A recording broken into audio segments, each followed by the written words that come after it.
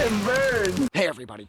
So I just wanted to make a quick video discussing Rancid's 2023 album Tomorrow Never Comes.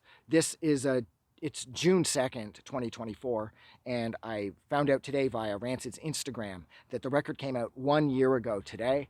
The reason that I want to make another video about it is because, my God, this record is perfect. The songs that I wasn't particularly wild about on the first listen through throughout the course of the first year, I wasn't entirely wild about, like, Mud, Blood, and Gold, Devil in Disguise, The Bloody and Violent History, Road to Righteousness, Prisoner's Song. But these are the songs now that over the past few months that I find myself listening to more and more, which is showing me that this record just gets better and better. Another reason that I wanted to discuss this again was mainly just because this was the biggest gap in Rancid's releases.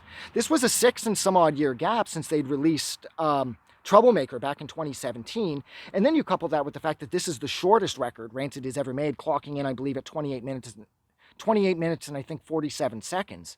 It's an odd combination. First off, it took them forever to release it. And then it's like their shortest record ever, even beating Rancid 2000. And then another thing that makes this record really unique, which at first sort of turned me off this album, was this is the first record since Rancid 2000 that didn't have any ska. And I guess it doesn't, actually no, it doesn't really bother me anymore because I find that ska would have actually slowed this record down some.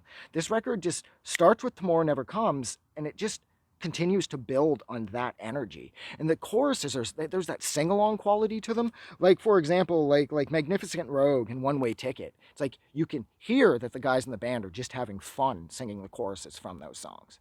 And that was the other thing that I loved about this record. Troublemaker felt more technical. Troublemaker was a great record. I mean, Farewell Lola Blues on there, and All American Neighborhoods. And, I mean, there's a bunch of great songs on there, but it did feel a little bit more on the technical side. Like, they felt more like a collection of songs packaged together in order to complete a full length. And they stand really well on their own, and they work together really well as a package. But this record feels as honest as, like, Let's Go does. You know, their first two records, their self-titled 1993 album and Let's Go.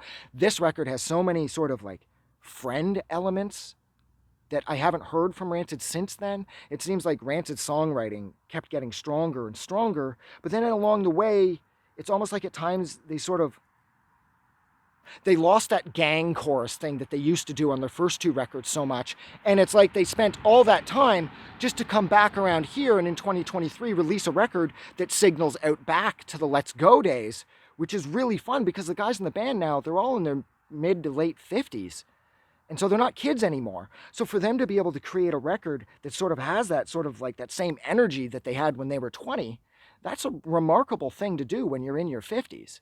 And I don't know. I mean, it's just unbelievable that this record's flow is just so consistent. And I listen to this record I love the artwork too. Like, everything about this record made it worth the 6-year wait. And it doesn't matter that the record's really short because this is Rancid. You don't really want a long record from Rancid. Like, I don't want 10 songs to go for 55 minutes from Rancid. That just wouldn't work for me. Even if they were all really strong songs, like a bunch of like Arrested in Shanghai's or something, I'm still not sure if I'd really want that from Rancid. So the fact that they were able to sort of recapture that, like, that youthful sense of vitality. Not that the rest of the records don't sound young and vibrant, because they do. Like, Troublemaker was incredibly fast and incredibly fun, and the energy was so right. But it just seems like this record, it takes them back to their roots more or some shit.